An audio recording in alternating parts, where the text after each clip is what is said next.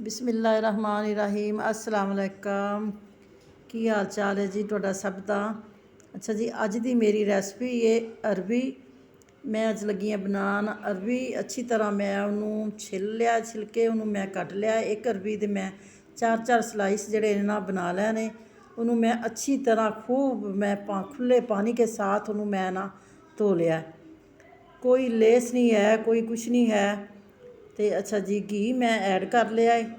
Normal घी मैं add किया है। महंगाई बहुत ज़्यादा जे, कम घी च मैं बनावां दी सब्ज़ी अरबी दी। अच्छा जी, इनू मैं करांगी फ्राई, गोल्डन करांगी। गोल्डन फ्राई करदियां तक जिहड़ा है ना इनू मैं अच्छी तरह फ्राई कर लांगी।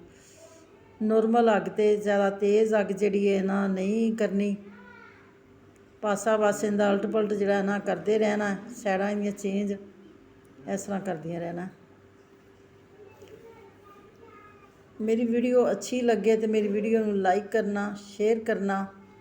अच्छा जी, अरबी का कलर जिहड़ा है ना गोल्डन हो गया। इनू मैं निकाल लाँगी बाहर। यह मैं बर्तन लिया, इहदे अंदर मैं अरबी डाली सी।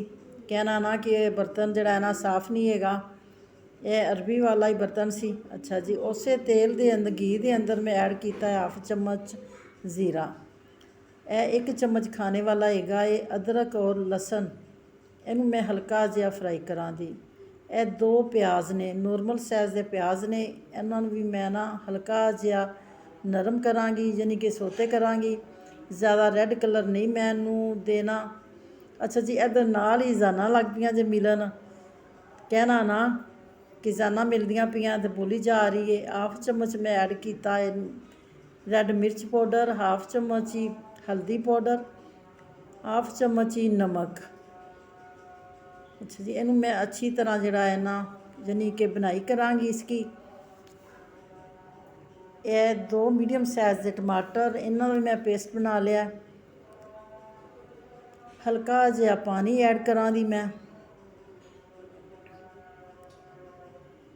कि प्याज जिहड़ा है ना टमाटर, प्याज का पानी जिहड़ा है ना टमाटर का खुश्क हो जाएगा। उसके साथ ही जिहड़ा है ना प्याज भी गल जाएगा। कवर कर दियां दी मैं दोबारा तुहानू मैं फिर कहनी हाँ, मेरी वीडियो अच्छी लगे तो मेरी वीडियो नू लाइक ज़रूर करना, शेयर भी करना, प्यारा जिहा कमेंट भी देना, तो मेरे चैनल नए जे तो सबसक्राइब भी करना। अच्छा जी, हुण मैं ऐड करन लगी हाँ सुक्का धनिया। यह कुटिया हुआ सुक्का धनिया है। यह मसाले वाली अरबी मैं बनान लगी हाँ। मैनू याद भुल गया सी, तुहानू मैं दस्सिया नहीं कि मसाले वाली अरबी मैं तैयार करन लगी हाँ। अच्छा जी, हुण मैं अरबी भी इहदे अंदर ऐड करती जे।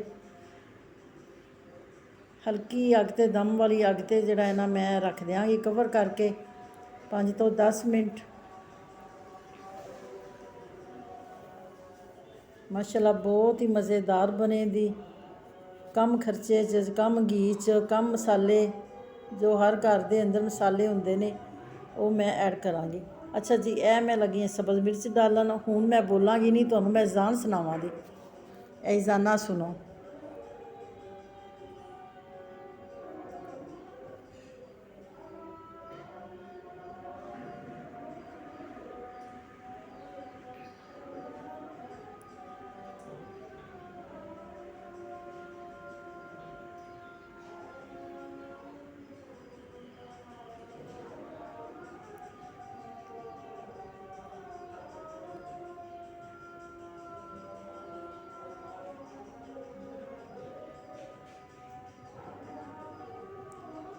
सल्लल्लाहु अलैहि वसल्लम।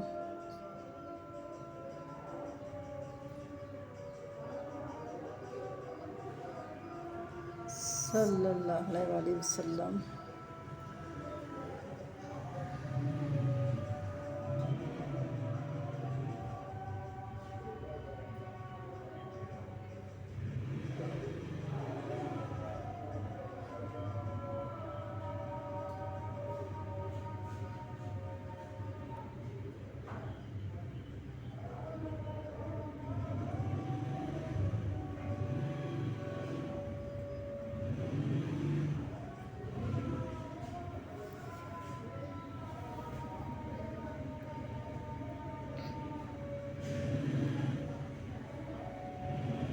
ਅੱਛਾ ਜੀ ਭੈਣ, ਆਪਦਾ ਨੂੰ ਦੇ ਦਿਓ ਇਜਾਜ਼ਤ। ਅੱਲਾ ਹਾਫਿਜ਼।